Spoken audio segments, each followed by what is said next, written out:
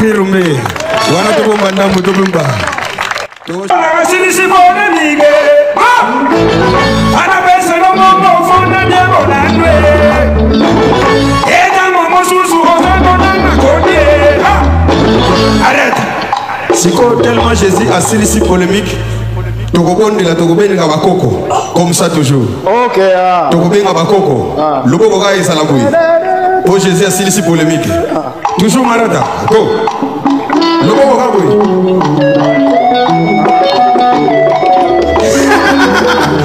ça comprend tu sais tout le monde prend nous quand on va les prendre marca où c'est l'autre ça na yo tokobi voilà.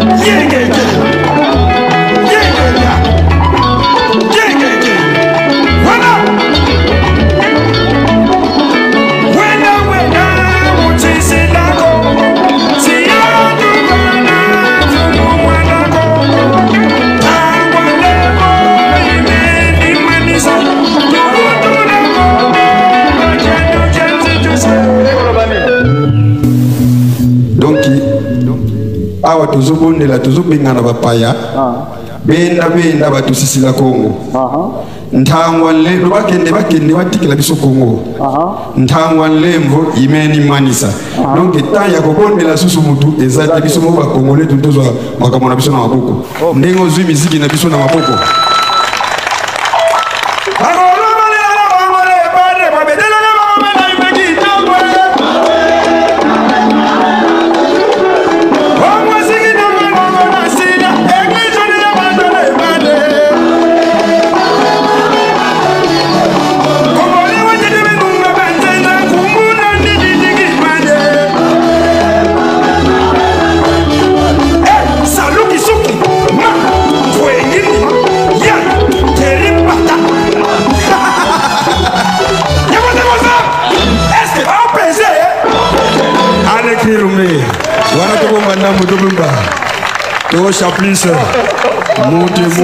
Merci.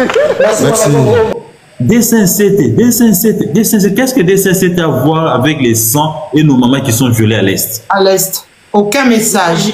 Il arrive nous dit Bomengo attaque.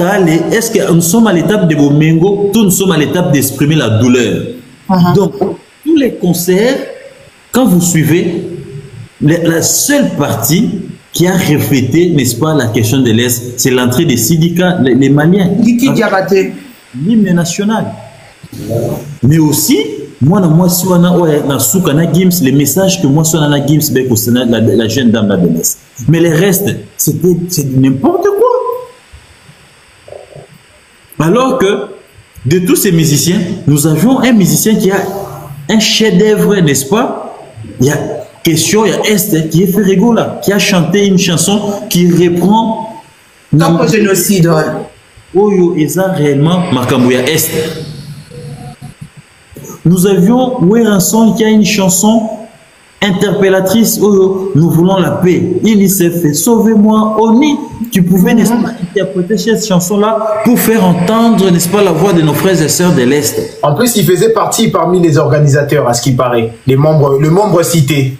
Vous avez compris. UNICEF et OMS. C'est une chanson pareille. Mais dites-moi, ce qui s'est passé là et la réalité de l'Est, est-ce qu'il y a match? Non. Bomengo attaque allez, Bomengo. Bon, est-ce que c'est un moment de joie, un moment de chercher l'argent, ou c'est un moment de pleurer? C'est la guerre, elle est à 2000 km de Kinshasa. Est-ce que c'est le Congo qui est touché? Qu'ils comprennent d'abord, la géographie du Congo, mais aussi d'où nous vient cette guerre. Donc, à mon avis, la solidarité dans le monde des musiciens, en tout cas, mon cher ami, les a les lotés. Agolo bagoloise message za moko na ko pesa bino pona concert ya wera oyo uyebake wera la malia to goyate eza biso ne bagolo ba ngana agolo tina dada to amtem mabe parce que to mona kiyo na concert na après visite ya fait gola na ING Arena yobo kenda visite kuna to ebite logo ni okende ko sala kuna olinga ko bomela biso faire to nini après wana soko linga ko cha date for cha date na ING Arena pour kenda visite kuna apo ye na Adidas Arena soko yo yemba mona Adidas Arena en plus ozo beta ba ozo welela ba concert na nani yengiama ozo welela ba concert na yeba ke oyo biso agolo to yate to soutenir yote yo moko luka nzela na yo luka ba fanatique na yo poto yebi pete logo ni okoyemba oza ngai dada to amutema mabe lambalia to goyate ozo comprendre to mutu nyonso ko tsa concert no lambalia kozela te ke ote biso bagolaka to soutenir te pour mutema mabe ko makasi poto yebi ba cesse de kaka na makamuna yo bamba cesse de kaka batu no bayaka na sima basanka bagoya na sima ko take biso bako take fere to yebi o ile kaka ya malo lambalia to goyate eza message pour na bagolwa nyonso tozela le 7 juin ING Arena to beta mambo sila après to luka date mususu yo ute ko beta ko pe mato tse susu date lambalia to goyate wera o golwa mutemu mabe to domoni ya ekomi goleka petit tout bote ba date bolamba bolia to goyate ezande golwa Gladiator temu mabe ING Arena le 7 juin ngane mutu na lobiamo. Hello, la communauté gauloise, la communauté Gladiator. Rendez-vous à Moko le 28 avril. Fergola vous en a conférence de presse. Alors, biso bagolo à Bruxelles, biso bagolo à France. Tokinde wana. Parce que le lundi, Oyo, le 28 avril, Fergola vous en a conférence de presse. À Koloba, tout concernant ING Arena. Et puis le premier main. Zemura biso amour l'histoire au bima. Alors bagoloise Gladiator tous à la focus tous à presque na 3 événements au Landa biso tous à la conférence de presse le 28 tous à na Nzemboko bima le premier mai le 7 juin sikoyo eza mokolo concert na biso inédite au mokolo to comme histoire ya musique congolaise na Belgique parce que non histoire ya musique comme na Belgique te. Parce que nous avons un festival, un café, un festival, un concert. Mais cette fois-ci, concert purement rumba congolaise.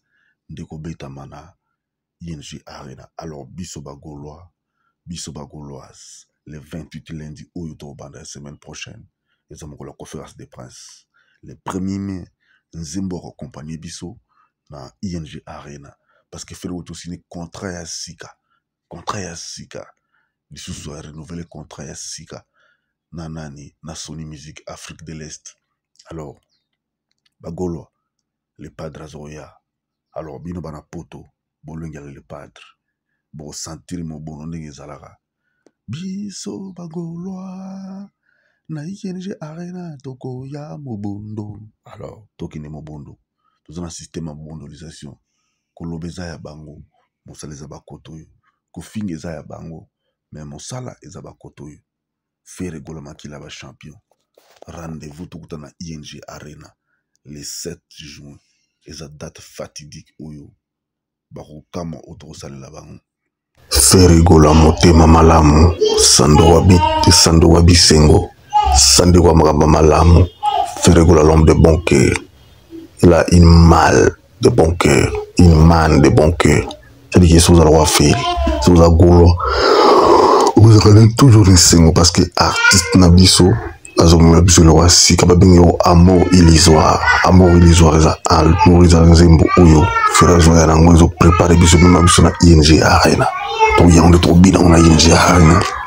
c'est-à-dire que ce qui fait aujourd'hui de la musique ils ont ba news na ba news non kuna bakokina bango te malobeza ya bango mais mosaleza bakoto yo faire golo makila ba champion yango balinga faire te bakomaka faire parce que avec faire il y a quelque chose de wow yango istoma na bango za malamu te istoma bango comme bina bobini na te boko bina c'est-à-dire que musique congolaise comme perdre ba qualité artistique nango ils ont perdre ba chemin nango pour na bato mo babimi bayi na tongo babi ono bango bayi na ndule intelligente non ndule intelligente za raté mais ndule za na ba norme nango o ba racine nango pesa mais si vous deviez racine bolingo la biso makamba ba tralala non c'est pas ça racine ndule na biso zaki yemba en live acoustique